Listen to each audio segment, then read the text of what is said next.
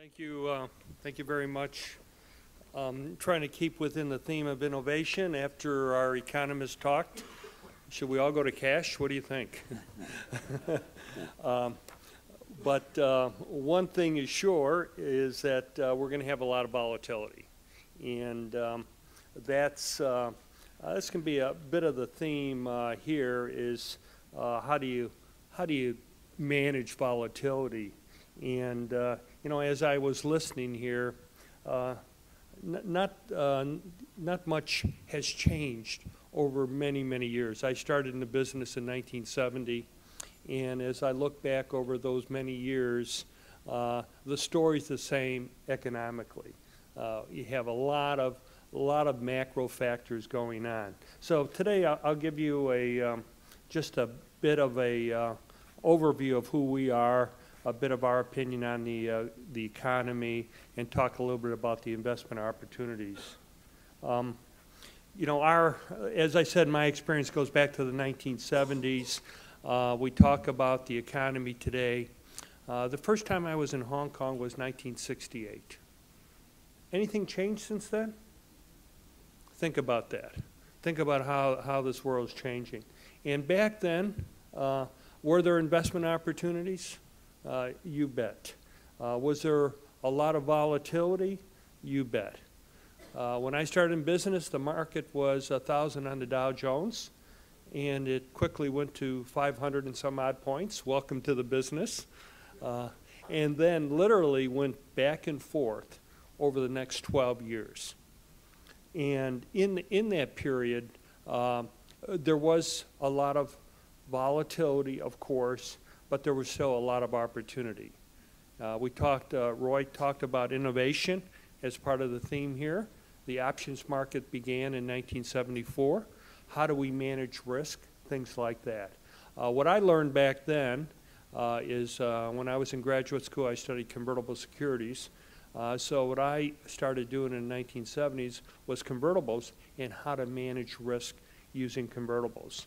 And it was a very successful strategy. Today, we're one of the largest convertible bond managers in the world, and it continues to be a very good way to manage risk. Not as an asset class, that's the trick, but a means to manage risk. You can't simply just buy them. Big surprise, you have to manage them. So today we're managing over $36 billion, not only in convertibles, but other strategies as well. Whoops. Are we going back? Let me talk a little bit about our global outlook. And, you know, I don't disagree with Andy Shea here on what's happening. A lot of turmoil in the macro view. What we're afraid of is really inflation come roaring back. I think in your asset allocation, I think you need to be concerned about that. We do see the U.S. economy a bit more positive. We're halfway through the earnings season. There's been more positive surprises than negative surprises. The economic data continues to improve. And so we're constructive on the U.S. economy, but it'll be a kind of a slow growth. If we were having this conversation 3 months ago at the end of December, the story would not have been much different, but who would have thought that the market would be up as much as it is over the last 3 months? So the volatility is there. Emerging markets, you know, are attractive, but they can't do it alone. We're really in a global economy today, and so much of it is correlated. The bull market that we all hope starts, it's kind of like the 1970s. When is that going to happen? When exactly is that going to happen? And the market timing aspect is so very difficult to predict. Again, going back to the 70s, it's kind of like going back to the future. Here we are in 1978. The market just went through 1,000, and everybody said, "Oh, this is it. Finally, it's been years. Finally, the market's going to we're going to see better markets." It quickly retraced, and then Again, in 1982, it pressed near 1,000, but people weren't very bullish. 1982, worst GDP numbers in the U.S. since umpteen years, the worst unemployment numbers. Economic data was very, very poor. And the market in August of 82 pressed through 1,000 and started one of the best bull markets in history. I remember having clients in 1982 and 93. They said, you know, John, next time the market gets back to 1,000, give me a call. I want to get in. They never had a chance. It just kept going. So the bull market eventually, but the difficult part is the market timing aspect. So it's going to be that way going forward. Again, you know, three legs of a bull market that we all know. First, economic data has to be starting to improve, and we're seeing that. These are numbers from the past quarter, but this quarter as well, it's been positive. Job growth in the U.S. has been good. What's really interesting, private sector job growth is improving.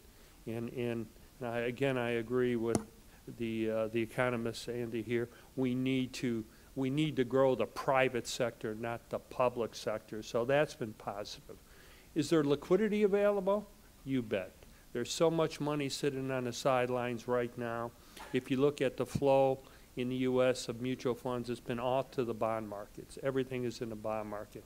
A lot of people are just sitting there hiding, and that's a positive as well.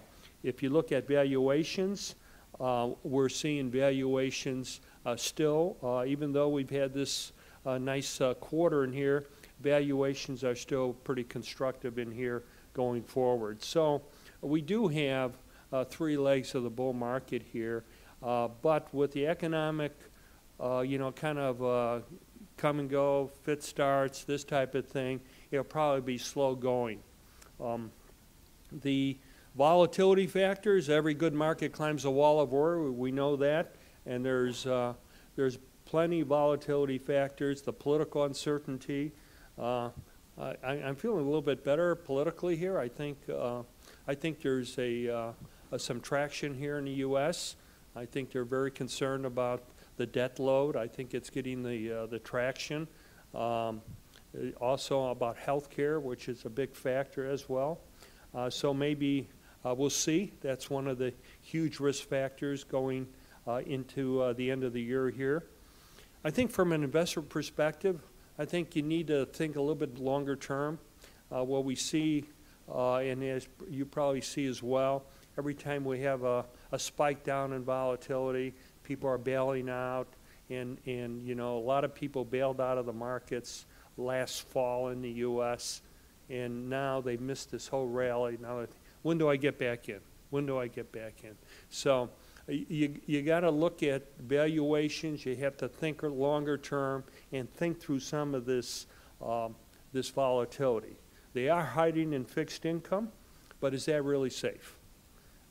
If you look at fixed income, to us, the threat of inflation is there.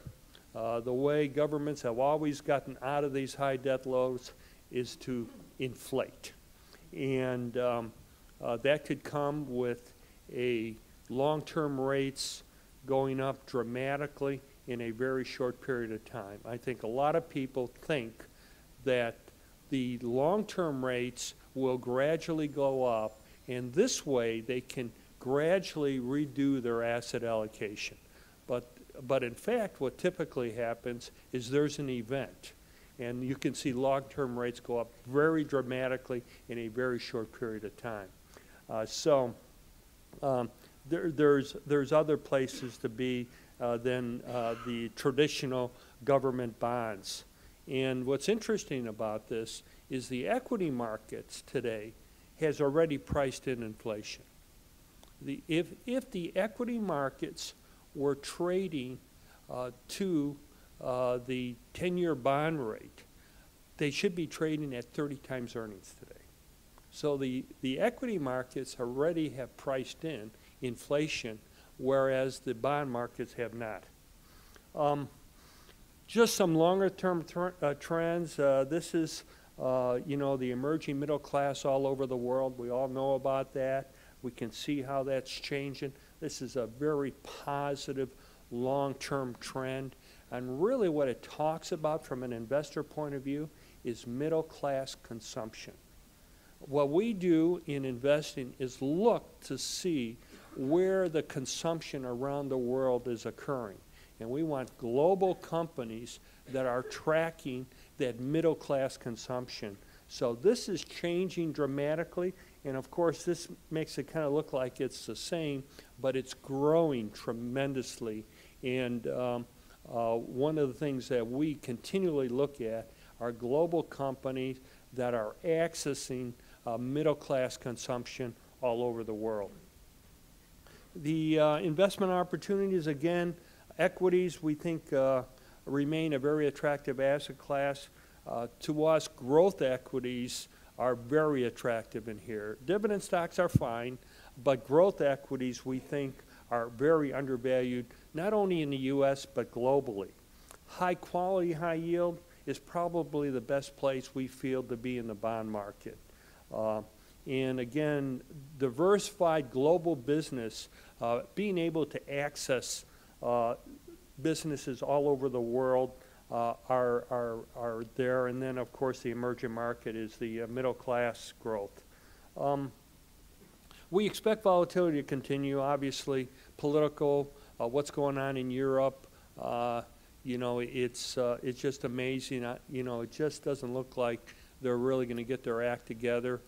However, it's kind of a fit star. When you look at Europe, I think you have to look at each individual country, not just the Mediterranean. And but still, that's a slow growth, and we are in a global economy. So a slowdown in Europe means that the world economy may not grow. This is really just a chart on asset allocation to see, you know, it's all about, as you all know, risk management. So on the equity side, we would be overweight growth over value.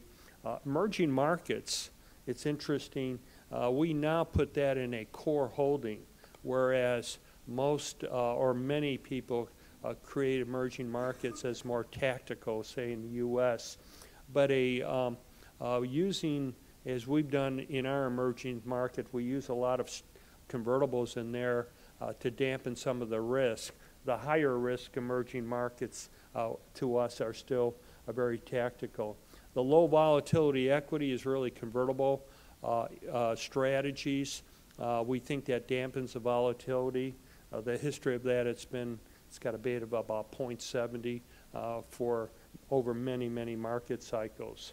If we talk about equities a little bit, you can see you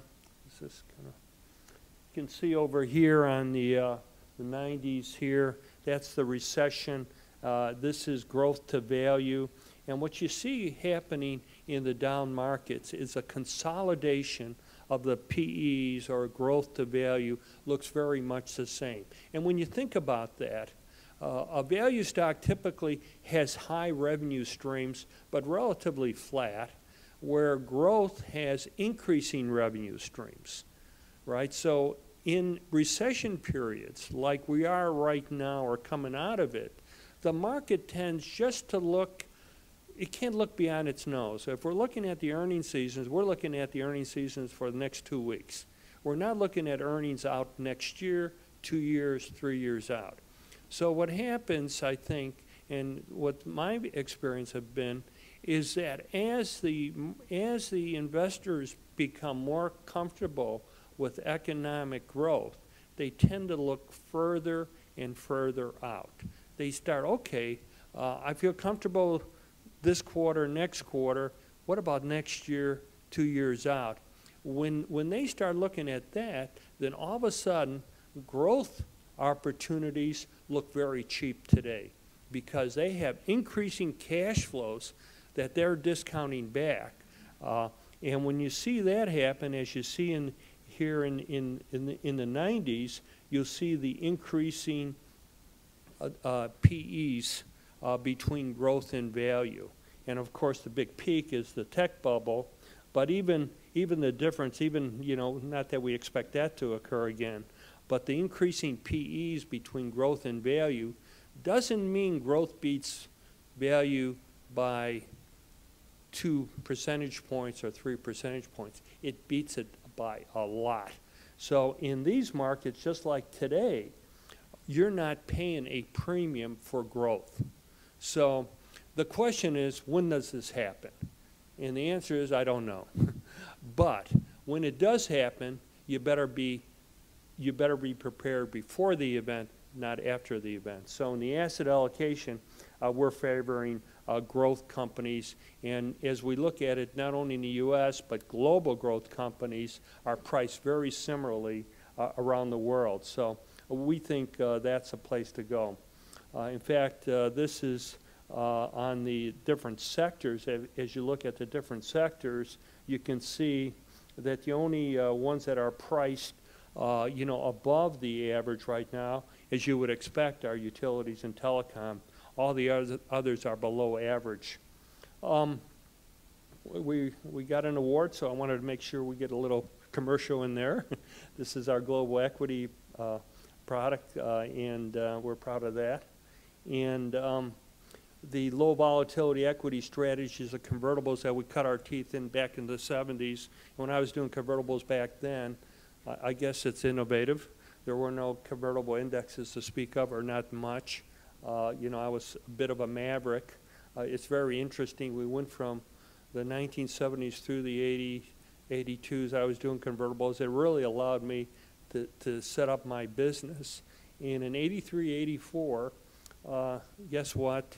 The academics then started looking at the convertible market, and what they did, and I guess the story there is never ride in a car with an academic, because he's always looking in the rear view mirror.